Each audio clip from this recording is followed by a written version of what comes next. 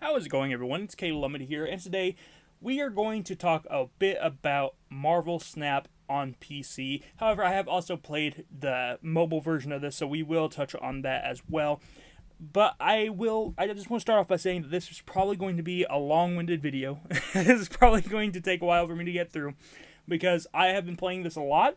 I really enjoy this game, and whenever I enjoy a game and I enjoy a topic, I ramble. So I'm probably going to do some rambling. I've already started. So let's go ahead and jump right into Marvel Snap. Marvel Snap is a card game, a digital card game, and this is one of those games that would only work in a digital space because of the way that the cards works, the effects that these cards have, and all of that stuff.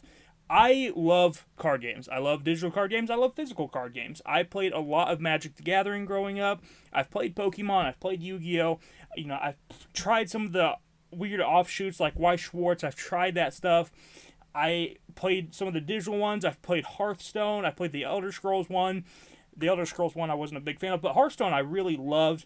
And for me, this is kind of like Hearthstone's replacement. This game is actually really, really fun. I have a lot of fun whenever I play this game. I play it a lot. I do my daily missions in it. And whenever I'm on a trip and I'm bored, this is what I'm playing. I really do enjoy this game a lot.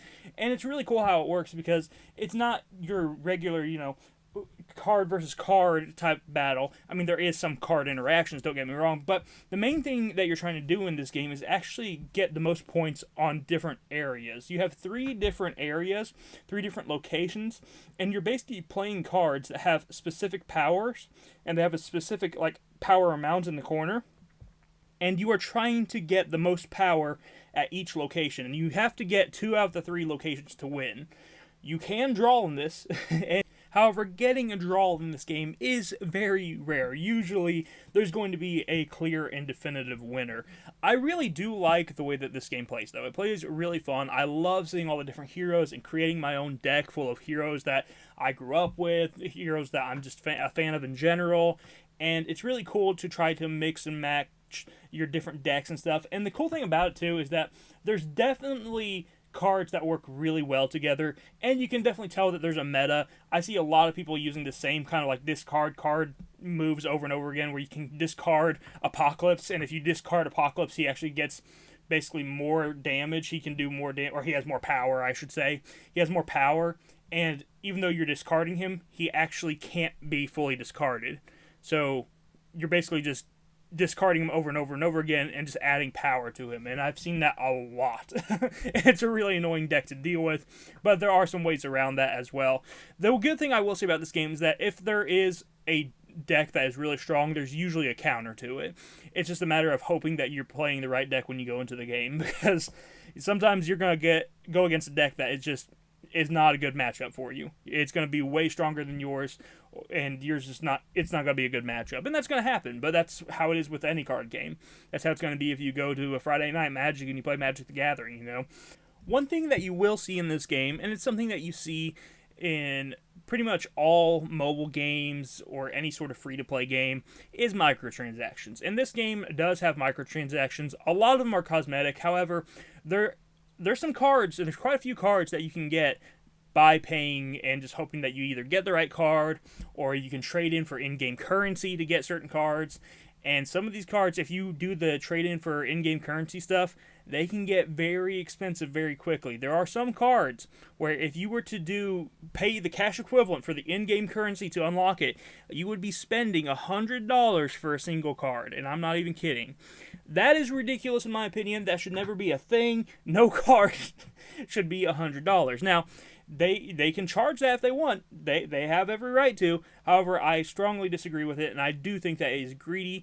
And also, I just feel like it's kind of scummy and a bit predatory, because you know that there are people who get addicted to these mobile games, and they spend hundreds and just thousands of dollars on these mobile games, and that's who they're really going after with this stuff. They're going with people who have an addiction, and that's just really dirty and gross in my opinion. So I really don't like the pricing in this game. If you want to charge $10 for a card, fine. That's no big deal. $10 is fine. But when you start charging $100 for the in-game currency to unlock a single card, that's pretty ridiculous in my opinion.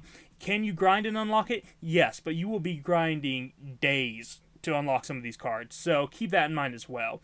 They like to say that, oh, it's not pay to win or whatever, and I do agree that you can win without paying for any of the cards. I do agree with that. However, you can get some of the better metas right off the bat if you are paying paying money for this stuff. So I wouldn't say it's completely not pay to win. It's a gray area. Can you win? Yes, you do stand a decent chance. But if someone has some really good cards and they know the meta and they're paying for the higher priced cards, they have a higher chance to win than you. It's just kind of how it is. Speaking of gambling is a main function of this game. Not with actual money, though. So this has, it's basically what you would see in any other ranked game mode, but it's actually like the main thing that's front and center whenever you play a game. You have your regular, just like, you just start up a match and you have these cubes.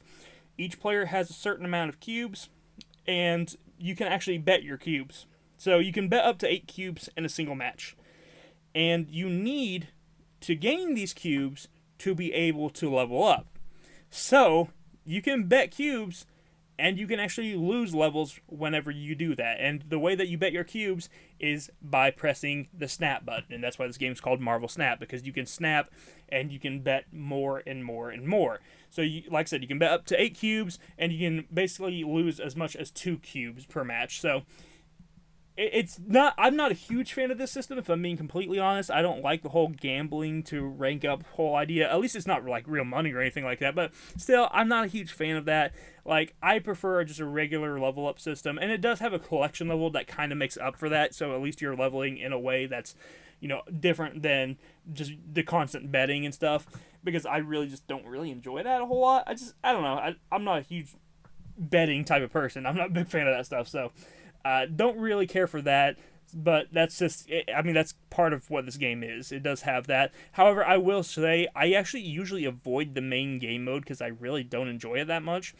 I actually like playing the Conquest mode. The Conquest, in my opinion, is probably the most fun because you're not really betting anything.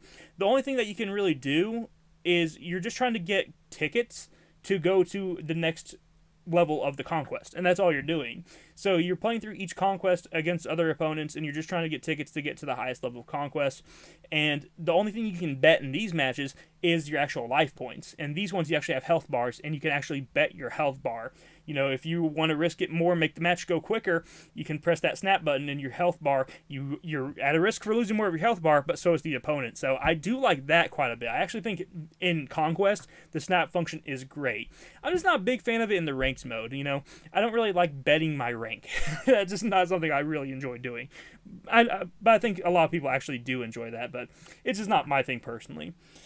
But I love Conquest. Conquest is a lot of fun. You can save up a lot of these like little crowns, and you can spend these crowns on bonus items for the Conquest and stuff like that as well. And I enjoy doing that. I think that is actually really fun. I enjoy going through the different levels and getting the different tickets to get into the different, tiers of the Conquest. So that is really fun. And I think that is definitely my favorite game mode. And it's also the best for doing daily challenges.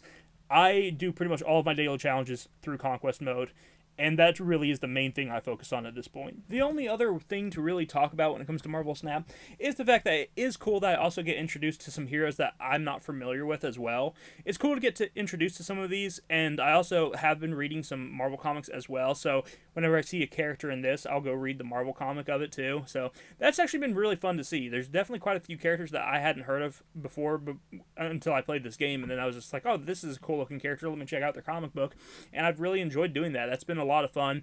One thing I will say is that I wish that some of the cards from certain series worked better together.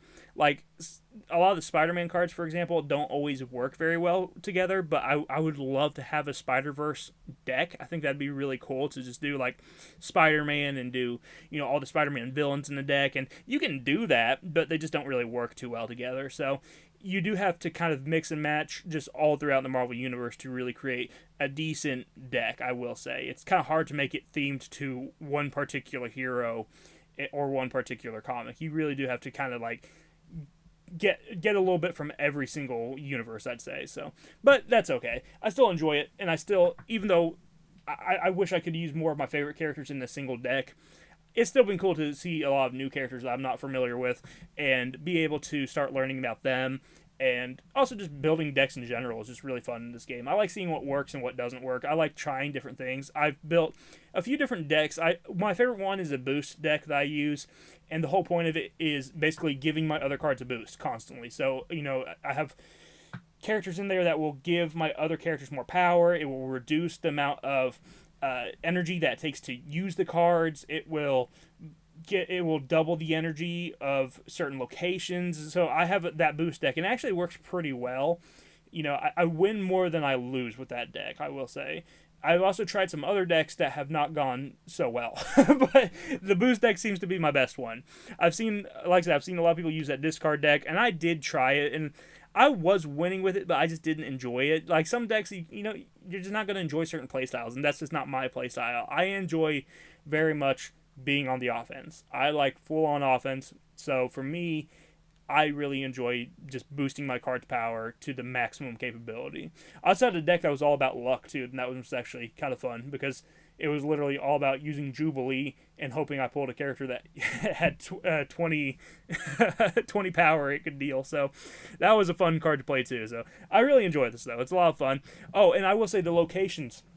This is another thing I gotta mention. The locations in this game, you win by winning 2 of the 3 locations, or just winning, one of the locations, I guess, if you tie out the other ones. But either way, you win by getting these locations, and these locations also have abilities. So the cards don't only have abilities in this game, but the locations do as well. And sometimes the locations can help you or hinder you. Sometimes, they'll give you boosts. Sometimes they'll give you more energy per turn so you can play more cards. Sometimes they'll give your characters more power. Sometimes they'll clone your characters and you can have multiple characters. Sometimes they'll turn your characters into a 6-cost Hulk and you'll have 12, power, and you can just have a bunch of Hulks just on one side. So you have some really cool stuff that you can do there, but they can also mess you up pretty bad too. There's some that can add a 7th round. There's some that can end the game early and only make it so there's only 4 rounds per game. There's some that can actually destroy your cards. There's a lot of interesting things. Obviously, when I say destroy your cards and stuff, though, it's not permanent. Don't worry. You get to keep your cards. Just in that certain match, you lose your cards. But still, it's really cool how these locations can help you or hinder you as well. Sometimes they'll throw like a ninja on your side that has -2 power, so you actually are negative power on a certain location. There's all sorts of different things that they can do, and I actually like that. It definitely adds a bit more to the randomness of this game, and it just adds a bit more to the strategy as well, because you can use those locations to your advantage. Even the negative ones, sometimes you can use those negative ones to your advantage, especially if you can destroy, like if it gives you negative cards, you can use like a Carnage, for example, and you can destroy those negative cards and then gain power for destroying them. So there's some cool things you can do with that. But I really like this game. It's a lot of fun. It has a lot of decent strategy behind it. It requires some amount of thinking, which I enjoy. I've always enjoyed kind of like math-based card games. I don't know why, but either way, I like this game. I think it's a lot of fun. I'm glad that I've started playing it. I've put way too many hours into this game. I've probably put close to 50 hours at this point, like combined with the phone and the desktop version. I will say I think the desktop version actually is way better than the phone version, and just in terms of its smoothness and the way it plays and the looks and everything. The phone version still is fine. I put most of my time in, honestly, on mobile, but I still think that playing on PC is just the best way to go if you want to play this game.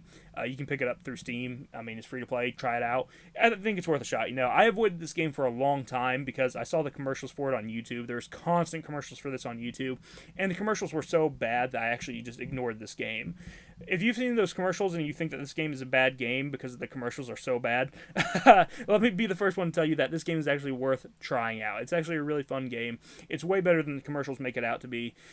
So go check out Marvel Snap. It's actually really fun, and I think it's worth a try if nothing else. It's free to play, so you get really nothing to lose except for, just a little bit of your time if you don't like it. But I think it's worth a try. So thank you guys for watching. I hope that you enjoyed this. If you did, hit the like button, subscribe button down below, and I will see you in the next one. You have a wonderful day. Bye-bye.